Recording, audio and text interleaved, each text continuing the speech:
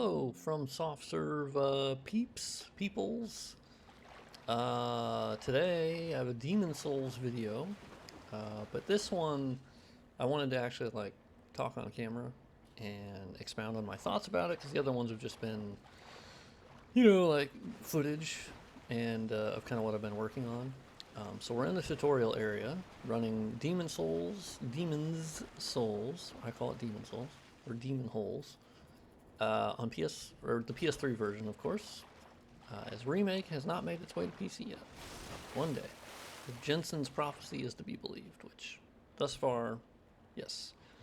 And so, as you can tell, or perhaps not, if you're first time watching any of my work on Demon Souls, which started very recently, I've added dynamic shadowing, and that you'll see these shadows hitting the character as I'm walking. Those are all new. Before, it basically used all baked shadow maps, which it still is using baked shadow maps, but basically on top of that, it's now casting shadows for things that were definitely not casting shadows before, which is almost everything in this scene. All the shadows you're seeing are just completely new. And the foliage looks so much better now that it actually has shadows on it. And the foliage up there as well. And they're very sharp, so they're not very realistic shadows, but I'm also pretty okay with that. It gives it a more fantasy look, to be honest, so it's not really about realism, I think, anymore. But as you can see, the engine actually handles it exceptionally well as it hits the player. It's just, it's so good. The water effects I haven't really touched. I tried to have more things reflect in it, but it didn't really work, so I'll have to figure that out, or possibly not touch it. The other big reason for the video today is that I had a breakthrough last night. If you follow me on Twitter, you would have seen a lot of the pictures where I have now successfully upscaled some textures in Demon Souls and actually got them in the game looking correctly, which was an issue, and getting them in the game and the game running at all. It has very limited texture memory settings, and basically if you go over them, it just doesn't load. And that was the issue I was having, and then when I did get in, they looked incorrectly. Turns out it was down to the compression that it uses. It's a 2009 game, and so it's using BC1 compression, DXT1, versus way newer texture compression. So I am losing a bit of quality there, but as you can see, this wall here, I have actually upscaled. I got that texture upscaled. And you can see this is sort of what the original texture would have looked like. It looks pretty nasty. And that's just, Demon Souls just has some real nasty textures here and there. So this is actually a pretty big improvement over that, although on its own, it's still not an amazing texture, but it looks better, and that's kind of my goal. So let's head through here. Let's kill, oh man, I love how they faked a phantom. That's so cool. Just to give you the sense of oh, it's an online game. And yeah, so these textures haven't been touched. I weirdly couldn't find these ones, but it's also, I'm very limited in how many I can do. If I do too many, it just doesn't load the map. That's just a known issue. There are ways around it. There's hex editing of the eboot file. That gets into a lot of stuff. I don't generally want to go there, but if I'm forced to, then I will. Excuse my hair. Somewhat a bedhead. I did touch this bridge floor, and the bridge wall here has been done up a little bit, so it looks a little bit better. But as you can see, the main attraction, I think, for the mod still is going to be these dynamic shadows that you can see all over the bridge now. Those are completely new, and you can see the shadows are hitting the buildings, and because I had to modify the shadow bank is what they call it in the parameter files and the draw params, and you basically have to tell it okay, here's how strong the shadows are, here's how resilient I guess they are, is kind of how you would say it. How high of buildings can they hit, what's the direction, the XY coordinates, what's the how far should we start to fade them, how soon should we render them. Basically there's just an absolute load of settings. It's ridiculous, but it's good. The main way I'm editing that is through, well, not really editing, but here, this is the debug menu, and it's so nice that I can use this because basically you can edit it on the fly and update the settings in real time. It does not save them though. You have to essentially like save a screenshot of the settings you've changed, and then I go change them in DS Map Studio to actually save them. So one extra step, but it's not too bad. So yeah, dynamic shadows on the foliage, all of that is new. All these trees here looks pretty cool, if I do say so myself. On this building looks real nice. It just honestly, I think this game looks awesome for how old it is. Like 2009. That's just crazy to me. That, you know, we're coming up on like 15 years, I guess, because 2019, and then yeah. So that's just crazy to me. But like, I think the water still looks really good as well. And then I think the material handling on this armor, I think honestly it looks really good. Also, you'll notice the crystal on the belt that handles the illumination of the character lantern. The other games all got rid of it, and it's just like it doesn't make any sense why you're glowing. You just are, like hero lighting. But here they actually had a crystal on your belt. I love that touch. The other thing I wanted to show is my plan for like a very light usage of Reshade. I tend to, my mods have all focused on using engine edits to add shadows and whatnot, and draw distance and different things like that, and that's still the main goal. But because Demon Souls was so early, it didn't have certain features. Like for instance, ambient occlusion. It's not really a thing in Demon Souls. As far as I can tell, doesn't seem like there's any usage of it. Obviously it was added for later games, but here, absolutely not.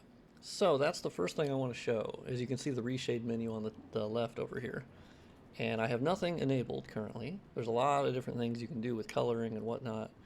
The only things I've been using is the MXAO, the Quint variant. It's the older one technically, but I actually find it more effective. And as you can see, when I toggle it on, it is a screen space method, but it's actually quite accurate, where you can see around the actual, like, sorry, that was me looking at my other monitor. I always forget camera's up here. But yeah, you can actually see, I'll put my cursor where you can actually see it adding extra detail, and it actually adds it to foliage. The problem you'll get with that is that there's fog in this map, and so the fog is obscuring the geometry, but the ambient occlusion, because it's screen space, isn't seeing it like that. And so you'll see that it's still rendering, you'll see the ambient occlusion through the fog there. That is sort of a downside. I personally think it's worth the trade-off of, like on a lot of other maps, it's not an issue, but here it is. But yeah, I'll show you as I turn it on and off. But it adds like around the character's feet as well. It's just a nice quality of life thing that Demon Souls itself is not capable of doing.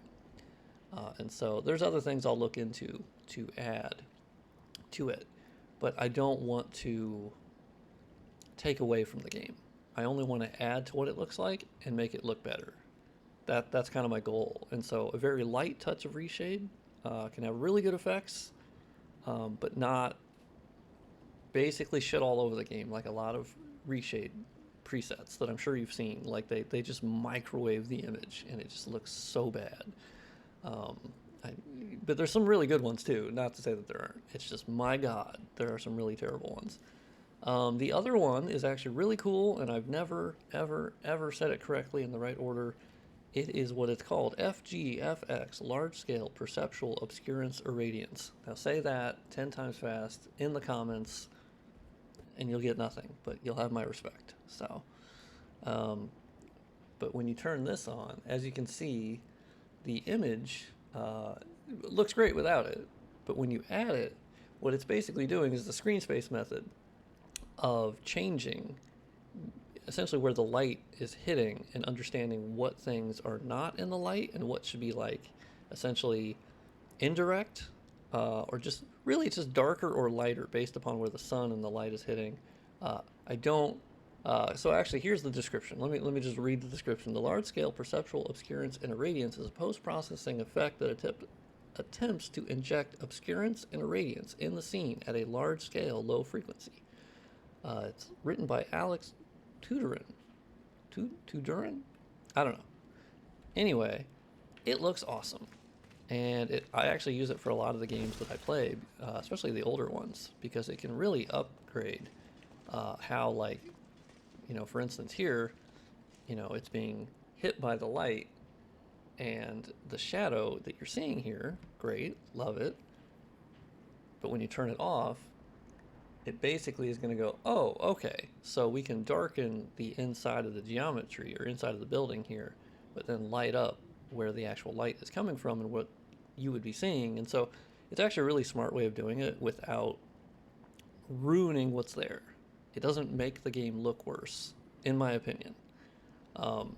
It basically, I think it just enhances what the game engine is not capable of doing on its own.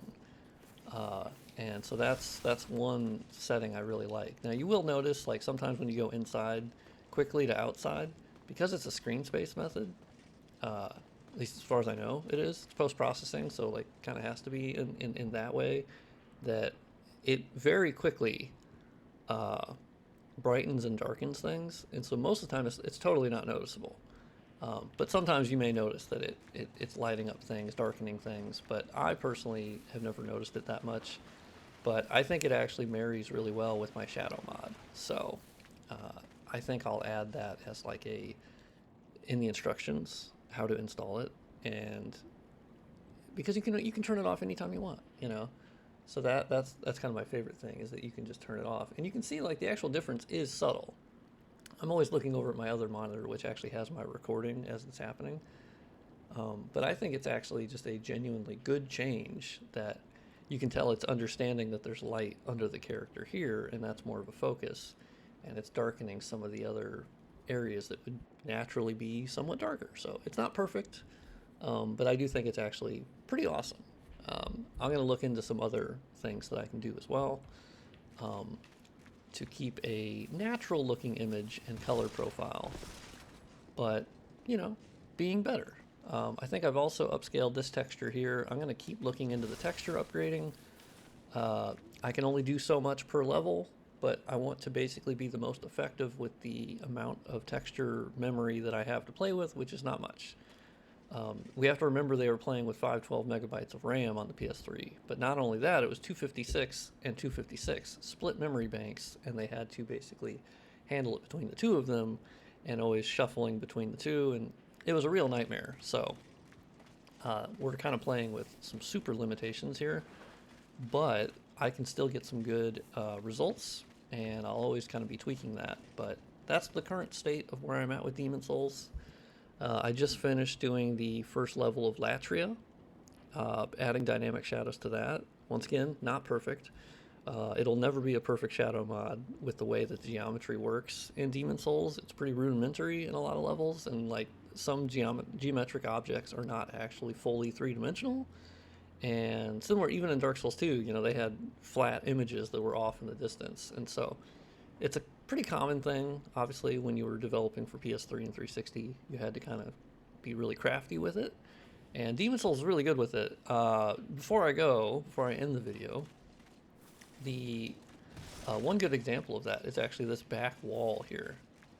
This back wall I originally had casting shadows, as you naturally would. The sun's over there. I had to turn that off because what would happen is only the top part of this wall is actually fully three-dimensional. The bricks on the very top. Everything else is almost completely flat on the other side of it. And so the shadow wasn't casting from the entire bottom portion, bottom 90% of this wall, because of that. So I found that out, and I was like, well, okay. So I had to disable that. And unfortunately with Demon Souls, the map objects are quite large.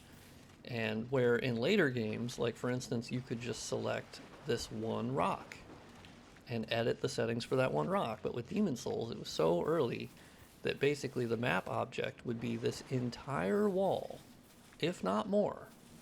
And so you basically have to turn it on or off. And so even though these top bricks are cool and work correctly, I can't use them. I can't cast shadows from them because they're connected to the overall mesh and or map object. So it's stuff like that so I kind of wanted to pull back the curtain a little bit, and that's kind of the restrictions I'm dealing with. But anyway, hopefully this was a good early look at where I'm at with Demon Souls. And hopefully, I'll have a link in the description if you want to download the initial version, which I'm calling like 0.01 or something, pre alpha. It basically has Boletaria up to Tower Knight with no textures are involved in the Nexus upload yet. Still testing that. It's very unstable and weird. But currently, yeah, up to Tower Knight and Boletaria have dynamic shadows now. Still some glitches, still some things, but mostly should be pretty good by this point. And you get the Nexus has dynamic shadows now. And then you can also test out the tutorial area up to the Secret Dragon God boss fight. Not really boss fight, but super scripted death. But yeah, you can do the whole tutorial, Boletaria up to Tower Knight, and then the Nexus. And actually, I do remember I did update it, and there's now Stonefang Tunnel, the first level, and there's also Shrine of Storms, the first level, dynamic shadows. So if you want to test this out, you just need RPCS3, and you need to have the Demon Souls ROM, of course. And my mod is super small. I think it's less than like 1 megabyte. So quickly load it, boom, copy it over. Good to go once you've already set up RPCS3. But yeah, so hopefully you enjoyed this look. Thank you very much. If you could like the video, that helps out a lot. The YouTube overlord algorithm gods love it like you wouldn't believe. So if you could like it, I'd really appreciate it. Subscribe if you want more Souls related content. I post mostly daily. I'm working on 4 separate mods. One for DS3, DS2, DS1. Well, multiple for DS2, so more than 4. And then Demon Souls I've added. I'm pretty sure I'm going to stop right there. I'm going to work on these, and then eventually I'll move on to Sekiro and kind of check that out, see if it's worth doing. Elden Ring is the ultimate, like, future mod project, as there are things to do with the lighting and the shadowing of that game, but I'm not going to overextend myself. I got 4 games I'm working on, flipping between them. So yeah, thank you very much. Smash the like button, as everyone says. Comment, subscribe. And yeah, I'll see you next time. This has been From Soft Serve. Thank you very much. Have a delightful day. Yeah, I'll see you next time.